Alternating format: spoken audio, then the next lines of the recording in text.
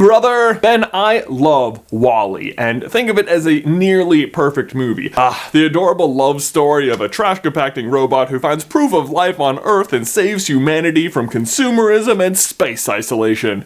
What's not to love? Oh, I've got something! T. Michael Martin? What are you doing here?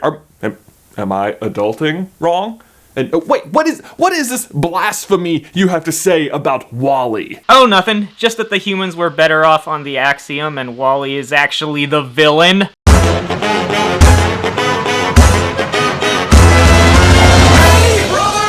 Okay, T. Michael Martin, I make a lot of crazy claims about Pixar movies on this channel, but WallE being the villain is pretty far out there, maybe as far out there as the Axiom, so I think you have some explaining to do. Just hear me out, there's a lot to be said for this idea. Like, for one, on the Axiom, there is no money, or crime, or even want. And does anybody look unhappy? Answer is no. I mean, they don't have to work, and they lead lives of nothing but entertainment and leisure.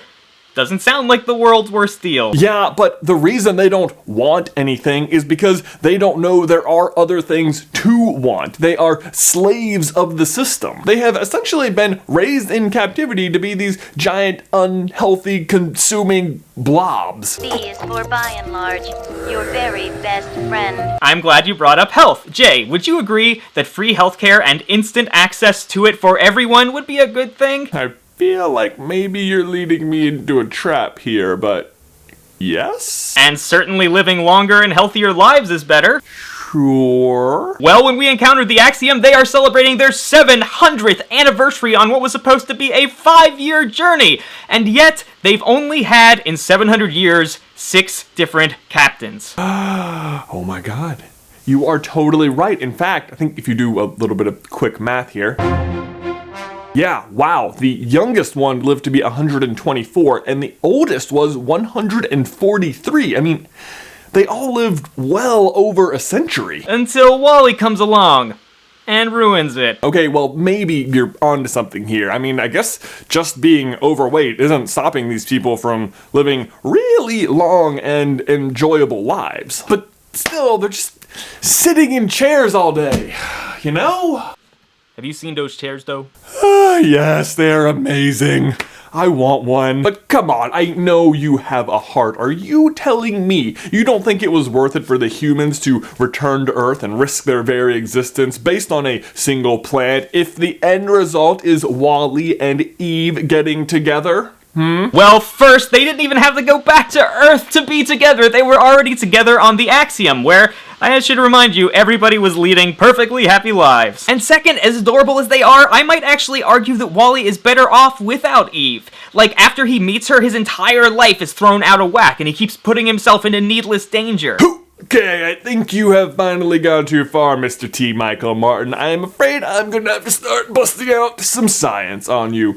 Are you familiar with the Hedonic Treadmill? Yes, of course. It's the idea that... It is the idea that pleasure from any single activity is unsustainable, that eventually we will grow accustomed to it and it will no longer amuse us. So let's hover over to the driving range and hit a few virtual balls into space. Nah, we did that yesterday. I don't want to do that. So, yes, the people of the Axiom may be enjoying an extremely entertaining and long series of distractions, but the Axiom is still just a ship, and it only has a finite way of entertaining its passengers. So, ignorance may be bliss, but not forever. And not forever, just 700 years. But I do see what you're getting at. You're suggesting that in order to be fully human, we need to have choices. And that as society and consumerism program and automate more and more things to bring us happiness, we program ourselves to the point where we're actually less human than real machines with real programming like WallE. Despite their comfort and joy, the Axiom passengers are not truly happy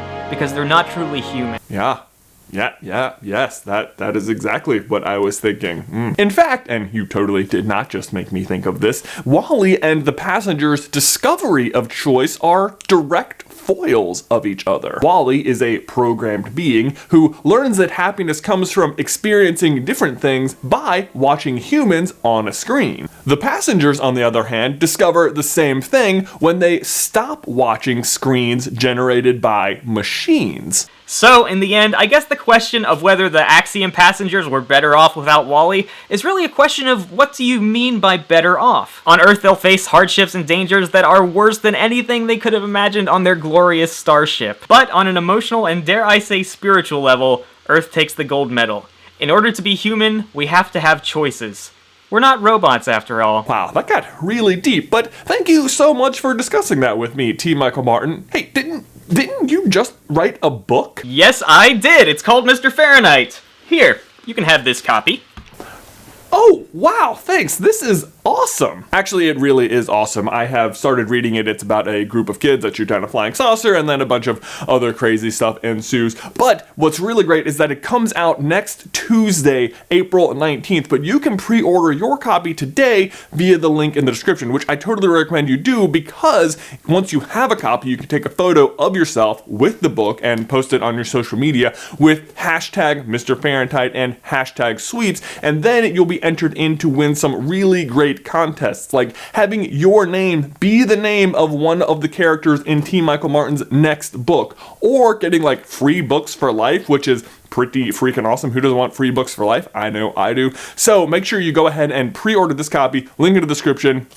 Really good. Thank you so much, Jay. And after you guys have done that, if you would like some more deep thoughts, you can check out my channel, How to Adult, where Jay just toasted an episode about how to embrace your inner child, which I think we can all agree he's something of an expert on. I'm sorry, I have no idea what you're talking about. Then my question for you and everybody else is, do you think the people of the Axiom were better off before WallE got there? Is WallE actually the villain of WallE? Let me know down in the towel section below. That's it for me today, but Ben, I will see you in another life, brother. These socks are amazing! Guys, thanks for watching. As always, please like this video if you haven't already, and subscribe so you don't miss any of our future content. And one more big thank you to T. Michael Martin for appearing in our video. If you want to see me on his channel, How to Adult, discussing how to embrace your inner child, you can check that out right here. Or if you want to see more of T. Michael Martin, you can go check him out on his personal vlog channel right here.